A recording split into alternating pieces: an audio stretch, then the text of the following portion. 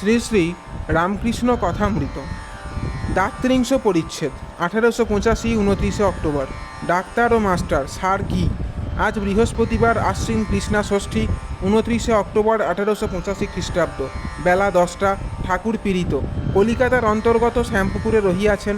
Doctor তাহাকে চিকিৎসা করিতেছেন। ডাক্তারের বাড়ি শাঁখারি টোলা। ডাক্তারের সঙ্গে এখানে ঠাকুর শ্রীরামকৃষ্ণের একটি সেবক কথা কহিতেছেন।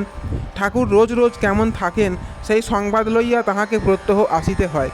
ডাক্তার, দেখো, বিহারীর মানে ভাদুরীর এক কথা বলে, গোথ স্পিরিট সূক্ষ্ম শরীর বেরিয়ে গেল, আবার গোথ তাই দেখছে, কি আশ্চর্য কথা। মাস্টার, পরমহংসদেব বলেন, ওসব কথায় আমাদের কি দরকার, আমরা পৃথিবীতে এসেছি যাতে ঈশ্বরের পাদপদ্মে ভক্তি হয়। তিনি বলেন, একজন একটা বাগানে আম খেতে গিয়েছিল, সে একটা কাগজ আর পেন্সিল নিয়ে কত গাছ, কত ডাল, কত পাতায় তাই গুনছি। এখানে আম খেতে এসেছি, বাগানের লোকটি বললে, আম খেতে এসেছো তো আম খেয়ে যাও, তোমার অত শত কত পাতা, কত ডাল, এসব কাজ কি? ডাক্তার, পরমহংস সারটা নিয়েছে দেখছি।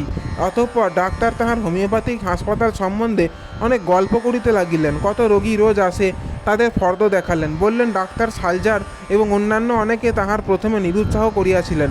তাহারা অনেক মাসিক পত্রিকায় তাহার বিরুদ্ধে লিখিতেন ইত্যাদি। ডাক্তার গাড়িতে উঠিলেন, মাস্টারও সঙ্গে উঠিলেন। ডাক্তার নানা রোগী দেখিয়া বেড়াইতে লাগিলেন। প্রথমে চোরবাগান, তারপর মাথা ঘগার গলি, তারপর পাথুরি ঘাটাটা। সব রোগী দেখা হইলে ঠাকুর শ্রীরামকৃষ্ণকে দেখিতে যাইবেন। ডাক্তার পাথুরিঘাটার ঠাকুরদের একটি বাড়িতে গেলেন। সেখানে কিছু বিলম্ব হইল। গাড়িতে ফিরিয়া আসিয়া আবার গল্প করিতে লাগিলেন। ডাক্তার, এই বাবুটির সঙ্গে পরমহংসের কথা হলো, থিওসফির কথা, কর্নেল অলকটের কথা হলো।